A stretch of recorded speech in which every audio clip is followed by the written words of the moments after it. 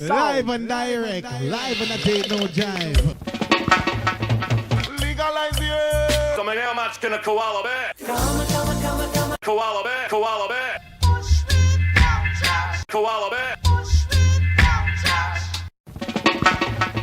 Barry pulls a joint out of his pocket. Bill says, "Great, Barry, a reefer." Hi, and welcome back to the Koala Podcast. Late on a Friday night here in Jakarta, earlier in the day in the US. I'm talking to Jordan Wellington of Strategy 64 about their rather large document, the One Plant Solution.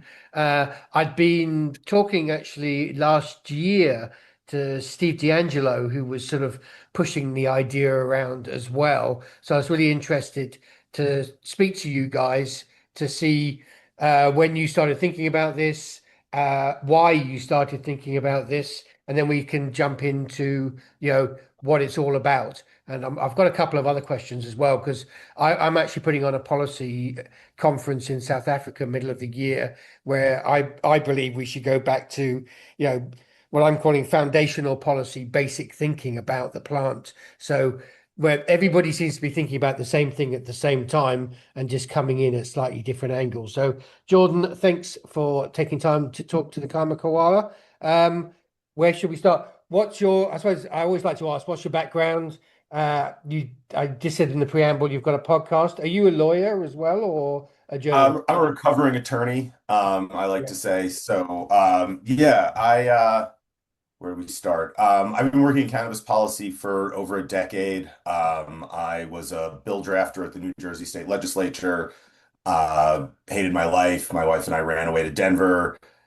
Yada, yada, yada. Ended up with a glorified internship at the Colorado General Assembly. Walked into work one day and they told me I was responsible for implementing legal cannabis. Well, that's quite heavy on the shoulders, isn't it? Yeah, especially when you're like terrified and don't have a job and have tons of debt and got to work with. That's just a normal part of life. It was like the scariest time of our lives, and I, was terrified of even the assignment, and it was basically me and Representative Dan Pabon. My job was to help him. He was running point, carried the bills through the House and Senate, got them signed in 13 working days. Got them done and sent over to the governor for signature. And then the Department of Revenue hired me to write the administrative regulations with the folks of the Marijuana Enforcement Division because they said I was the only one who knew what the bill meant. So then I went in-house at the Marijuana Enforcement Division, wrote the first ever, with a handful of other folks, the first ever adult use marijuana regulations. Realized that, while I really appreciated working there and had some friends who are still mentors to this day, my job, my life path was working with the folks trying to end cannabis prohibition and not the regulators themselves. So I called Christian Cederberg, my business partner still today, and was like, I want to come work at what was then Vicente Cederberg. Him and I had become close, and that was in 2000. That was 2013 and 14 of my life, and joined the law firm, helped start a bunch of companies, did a little bit of this, a little bit of that. Eventually, joined what was VS Strategies and became Strategies 64, our firm that we do political consulting and strategic business consulting with. And then let my legal license lapse, or I went inactive a few years ago because I basically just do public policy work, some government affairs work, and run a small business. And I don't do anything that's legally the practice of law, so I don't need to take CLE classes, and I enjoy that. So yeah, my life is running a small business like any small business, and working with folks all over the country, governments, trade associations, individual businesses, on how you responsibly regulate cannabis. So what has led you down the path to One Plant? I would, for me, it would be general chaos and watching people just repeat the same mistakes over and over again. There's also some foundational stuff that I'm really interested in because I believe that I hope you don't mind me just jumping in. I believe that a lot of US regulation was designed to create an industry structure and business and sort of left out people in the conversation. And there's a lot of people involved in the conversations. I think in all highly regulated industries, I would assume everywhere, but certainly in the US, the regulations do govern quite a bit of what the market and market opportunity looks like. But at the same time, I mean, what we did in Colorado, was pioneered not just regulatory structure, but stakeholder engagement in terms of how we developed it. I mean, we spent hundreds of hours not just meeting with people, but in working groups talking over every single angle. And that's something that we believe to this day. And so, as No, no, part of I right, don't disagree with you. And both Colorado and Oregon and a bit of Washington as well are always in my mind the leaders in how yeah, I to mean, we were put the this stuff first to together. ever, Colorado and Washington were going at the same time. I feel Yeah. like Colorado has an opportunity to say we were a little bit ahead of them in terms of the sophistication in some ways of the regulatory structure that we put out. Colorado has a good and bad habit of getting to the bottom of the rabbit hole on some of these things. And so, but I mean that the way that we have always looked at this at our team, Mason Tvert, Christian Cederberg, myself, Dan Smith, and our founding partner, Steve Fox, who's one of the godfathers of legal cannabis. Um, we've always believed that stakeholder engagement, reaching out, talking to people, really using sounding boards and crowdsourcing ideas is the way to make the best public policy. When we wrote the paper that you're referring to, the One Plant Solution, which we're incredibly proud of, and I appreciate you said it's a little long. People have been complaining we didn't cover enough topics, so I'm glad somebody recognized it's very long Well, I mean, look, already. I'll get to that. I talked to something There's a like reasonable 90 amount of plus. detail in there. Put it that way. Yeah, I interviewed, talked to, met with 90 plus stakeholders, some of them for multiple calls and multiple hours. Just trying to hear what people think. What are their issues? How are their perspectives on this? What is a way to make this work, And that's something that we've always thought. So yes, the regulations do kind of govern the market opportunity, but it is, the best way to make policy is by engaging with folks and trying to learn as much as you can from other people and colleagues. And I think, we've been talking about one plant policy and one plant solution for many, many, many years at Strategy 64. I remember when we first started working on, there was a bunch of legislation in Colorado and in other states after the Farm Bill when intoxicating hemp products started coming into the market, figuring out how to regulate them. And even as far as back then, I was having conversations with my good friend Sean Hauser and my business partner Christian Cederberg about co-manufacturing bills and policies where you could hold a hemp license and a marijuana license and manufacture products for both markets at the same facility. And how do we create kind of logic to the regulations? I mean, these products are the same, right? They are the same. There is no fundamental difference. Marijuana and hemp are legal distinctions. They're not biological. And so when we co-host a symposium with UNLV's Cannabis Policy Institute, Rhiannon Durrett, who's absolutely fantastic. We had our second one this year. We had a panel called, that was focused on one plant policy. At that one, we focused on it again. We're really excited to see the work that Steve D'Angelo and Amber Lancashire are doing at One Plant Alliance. We're You're not different at groups. odds. Yeah, we're different groups. We look at policy in a slightly different way, but at the end of the day, I agree. There's more and more people talking about one plant solutions and how do you regulate this plant in a way that makes sense? How do you regulate this plant based on what products you're putting into the marketplace and the actual risks associated with those products, as opposed to theoretical risks or fear or accidents and all of these things of how we've gotten here. Um, the best way I was ever able to describe current federal and many state cannabis US policies is when Minnesota first created their regulatory structure before they even opened their market. I had a podcast with a friend of mine, Jason Tarasek, who's an awesome attorney out Yeah, I there. know. And we were talking about the illogic of the current situation. And he brought up like the difference between Minnesota and their neighbor, Wisconsin.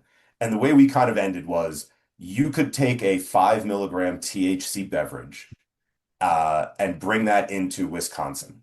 And if the plant that was used to produce the THC had more than 0.3% dry weight by volume 3 weeks before harvest, based on whatever test you could show, then you could bring that drink into Wisconsin and you were fine. But if the plant used to make that beverage had more than 0.3% THC dry weight by volume 3 weeks before harvest, they would put you in a cage. Like it is and the molecules are the same. They chemically identical. Consequences, public health and safety risks are all the same. So we need to get to a place in our country where we're regulating in a manner that focuses on what are the products in the market and how do they create public health and safety risks, and how do we create a market that makes sense, that is stable and produces jobs and provides products that people obviously want, And right? look, this is what you highlight in the document. This is what I find really interesting. You're going to get more sense out of state houses because that's the way it's been. So the document concentrates on both federal and state, but looking at what's happening at the federal level, just in this, Schedule 3, I think it's a bit of a farce, basically.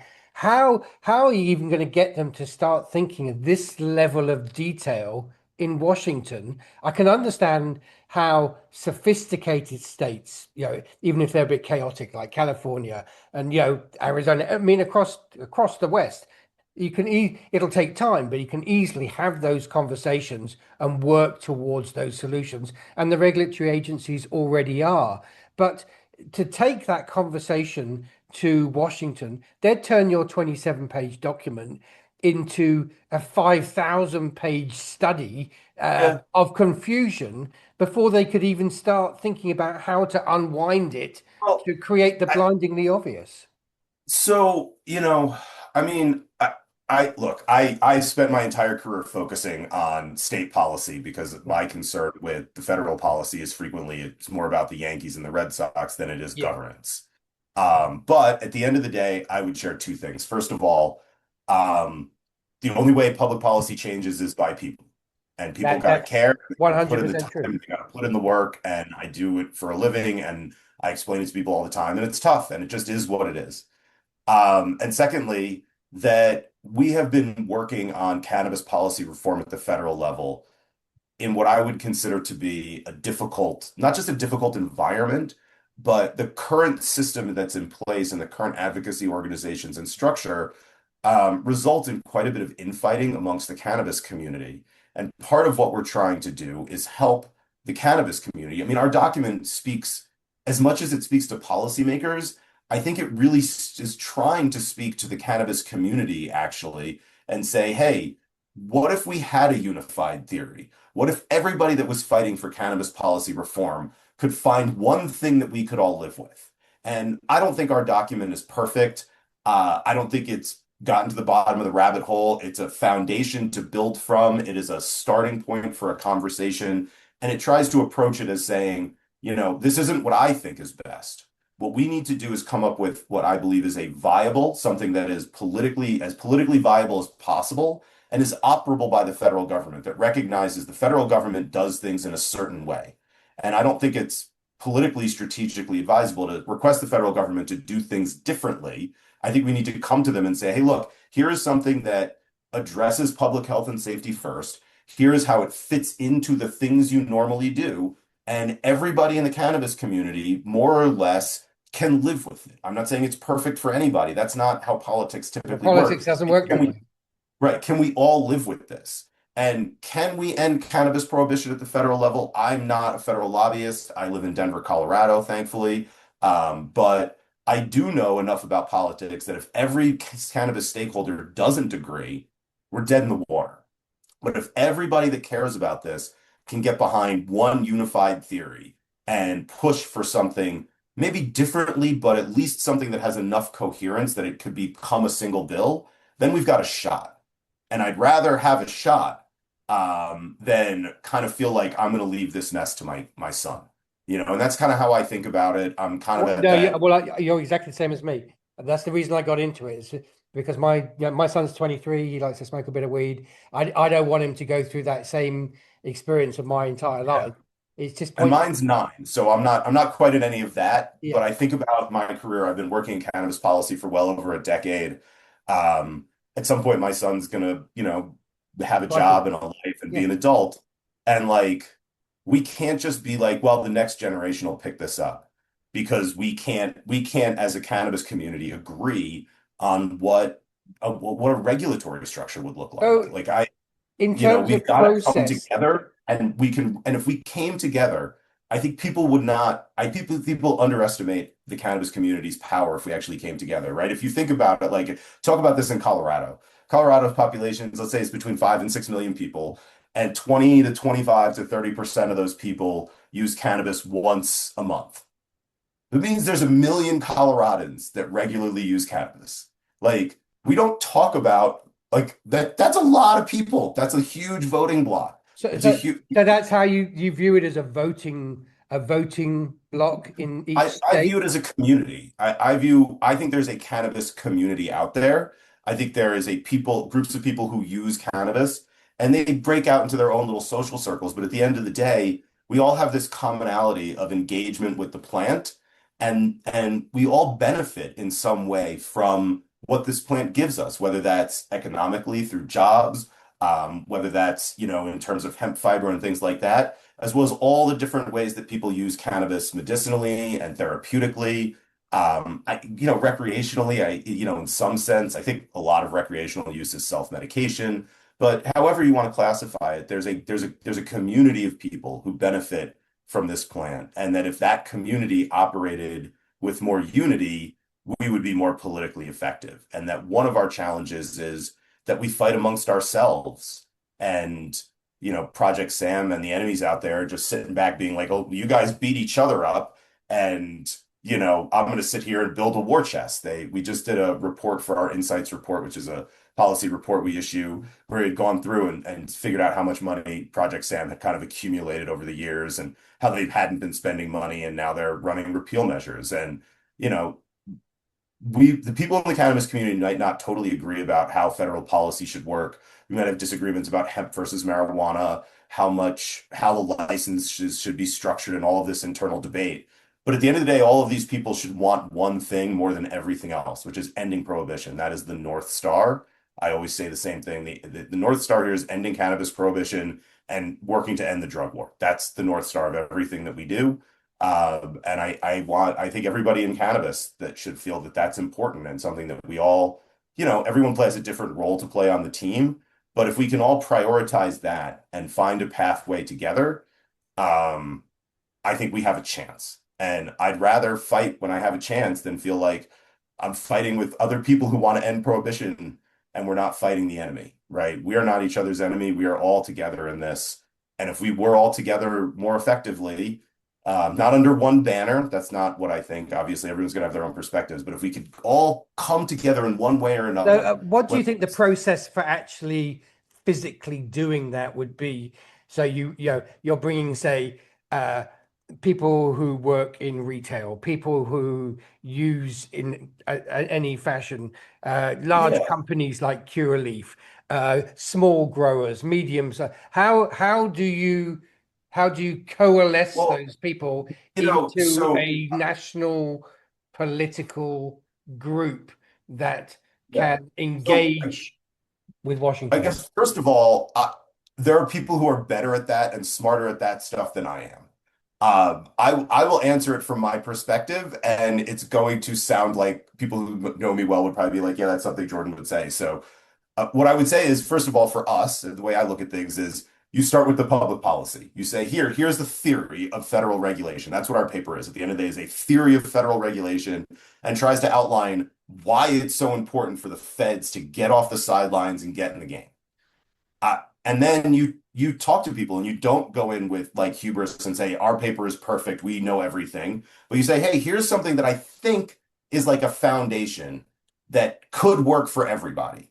Is it perfect? No. Is it complete? No. But let's work and build from here. And you talk to people and you get ideas and you try to build momentum and you refine those things and you put people who don't agree with each other in the same room and you try to find commonality and you focus on commonality instead of differences. You focus on goals and where you're going and try to help people see that we're far more alike than we are different.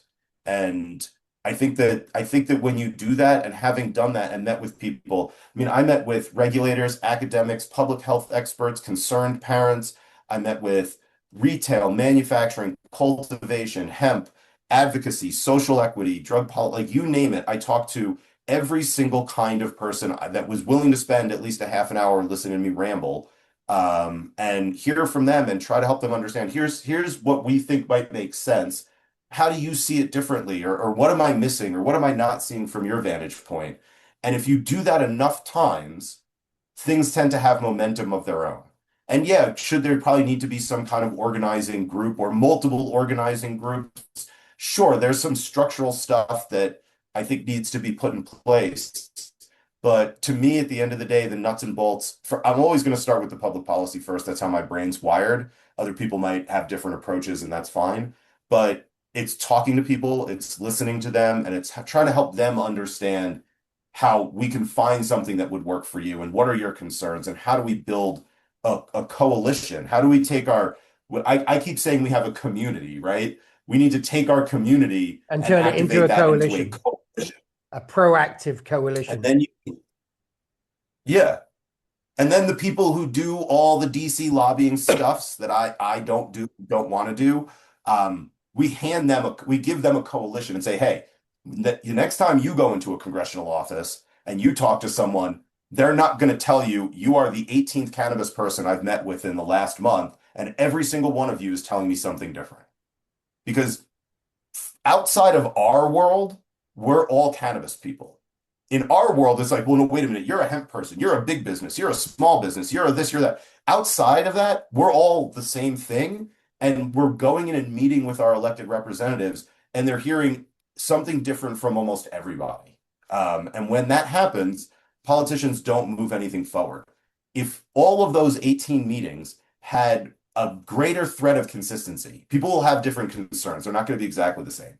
But if people were like, yeah, and like something like this could work, something like this bill could work, I think we should change it like this, but this works for me, you get momentum. And because they hear something different from everybody, because we're fighting amongst ourselves, we can't get any momentum. And then all of a sudden things could change. And that's my belief. That's why we worked on this paper. We spent an enormous amount of time on it at the firm. It was like a full team effort. We had colleagues and subcontractors that helped us on it too. Just trying to put this out there to kind of start this and say, hey, here's a theory. Could it work for everybody? So what reaction have you had to it, and from whom? Reactions are always interesting, in life. Sometimes people will tell you things that they don't actually tell you everything they mean. So, I will take everything people tell me personally with a grain of salt. Maybe people like me enough that they don't like the belt, they don't like the paper, but they'll say the nice things. Yeah. Overall, we've gotten tremendous feedback, tremendously positive feedback. Overall, pretty much everybody I've spoken to since we published the paper has had positive things to say about the paper. There have been some complaints or criticisms or suggestions on things. The main criticisms that we've received are that we do not delve sufficiently into certain areas or do not address certain topics. And my response to that would be guilty as charged. I completely agree. What are those topics in the main that people are like? Obviously, everybody has a different opinion. One of my colleagues said, you don't deal with international policy or international treaties at all. And the response was, you are correct, sir. We ducked that plenty hard. The paper's 27 pages long. Getting my friends and colleagues to read it at 27 pages in this day is enough. For attorneys and sophisticated business people is a dicey proposition. If we wanted to address international markets, our 27-page paper is a 90-page paper. This is what I'm attempting to do at the moment. Is exactly this issue is international treaties. Yeah, and I do think there's some merit to the idea that if the U.S. can just get its own act together and get that set, we can then talk a little bit more about international markets, as opposed to this idea of, and we're going to fix international policy at the same time. Like, that's really hard. We received some really good feedback. I've yet to really sit down with the group, but we received some really good feedback about the idea that, this doesn't provide enough direction to various state and federal regulatory agencies. And I think there was something along the lines of, in theory, this all makes sense, but there are some concerns about how it could play out if there's not a lot more specific guidance provided. 100% agree. No argument there. No disagreement in any way, shape, or form on my part. Do you think with the ideas that you have, that regulatory agencies in states that are proactive can start thinking about these ideas and implementing parts of them as state policy as a way of I think, getting to politicians? that's a good question, and it's something that I've been thinking about a lot. And the answer is I don't know.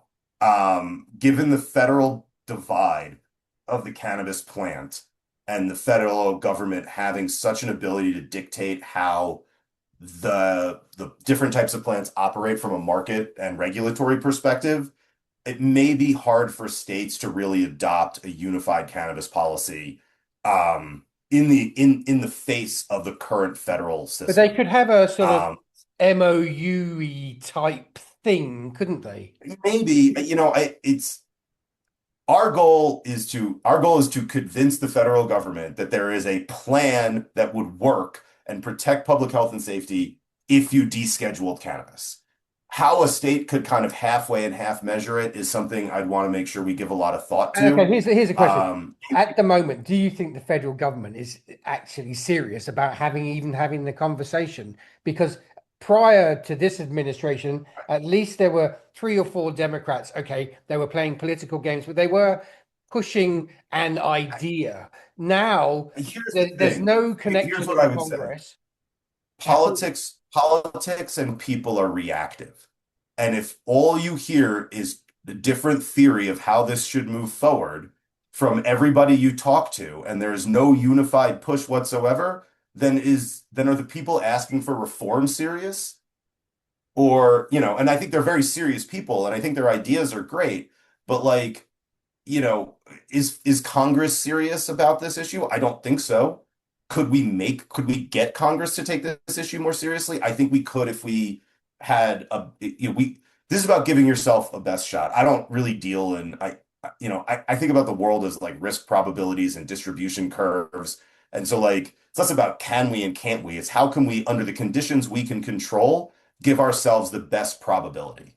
And that's how I think about it. So yeah, I think if we all could come together, I think we give ourselves the best shot. How you would do that in a state environment is tricky, but again, one of the things that we've talked about internally is where would we go with this next? And I would love an opportunity to write a how-to guide for every federal and state regulatory agency to implement actual policy. I'd love to be able to write a bill. So we're talking about doing those things. The other thing that you asked, and I'm happy to jump back to the how do we get Congress to move question, but the other feedback that we received that's really important that I do want to share a quick thought on is the paper does not address or deal with social equity. And I don't think that there's anything wrong with that concern, and that was expressed to me, and I believe that that's a very fair and valid thing to say. The reason it doesn't is basically our paper does not talk in any way, shape, or form about who should get licenses, how they should receive them, when they should get them. It does not deal in any way, shape, or form with how tax revenues should be distributed. It talks about how federal agencies should regulate the plant. That should not be seen as something that we don't believe in social equity. We don't support social equity. It's, again, some of it's a real estate question and some of it's a topic question. I don't want to get into how should the federal government allocate cannabis tax dollars. That is a 35-page paper in and of itself. And if it was up to me, there would be a lot of reinvestment in communities that have been damaged by the war on drugs. Our firm has done a lot of pro bono and volunteer work in that area. Additionally, we do not get into how licenses should be issued. Which we talked about. If you just look at New York, I mean, it's just.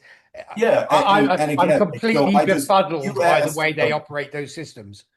Yeah, New York's a bit of a train wreck, but they're working on it, and I hope that they get back together. I grew up in New Jersey outside New York City, so New York City is my hometown, and I care a lot about it, and I think there's a lot of really good people there trying to do their best. So you asked that question. I think it's really important. The feedback that we've gotten has been, hey man, you didn't address this. Hey man, you didn't address that. Hey, you needed to go deeper down the rabbit hole on these. And I just want to be clear to all those folks who feel that way. There is no argument from us. Some of this was intentional to try to get it under control. Some of it was I presume. Look, we haven't got long to go. I presume you're. Sorry, go ahead. Yeah, I presume you're trying to, and you've successfully done, create the conversation. So, of course, in a 2027-page document, people would still say, "What about this?" or "What about that?" That's what's fun about policy is it's iterative and it's never ending. It's a constant quest to learn more and be better and understand people and think about things in a different way. I mean, that's why I love what I do, is that I feel like I learn every day, and I feel like I hear from different people all the time, and that's a gift. That's a unique way of being able to kind of earn a living and contribute to society. That is a job that lets you continue learning all the time. And so, I've been having amazing conversations with folks about this. I look forward to continue talking to people. And again, it's a foundation and a starting point for a conversation. And if we can use that to build momentum and a coalition, regardless of what it looks like in the end, the North Star is ending cannabis prohibition, right? So if this can help move the ball down the field even just a little bit, that's an amazing accomplishment that I'll be proud of for the rest of my life. Well, look, Jordan, I wish I could talk longer, but what I'm going to do is come back to you later in the year and see where the discussions with regard to this document may have led, say, in 6 months' time, because these things always take time to filter through.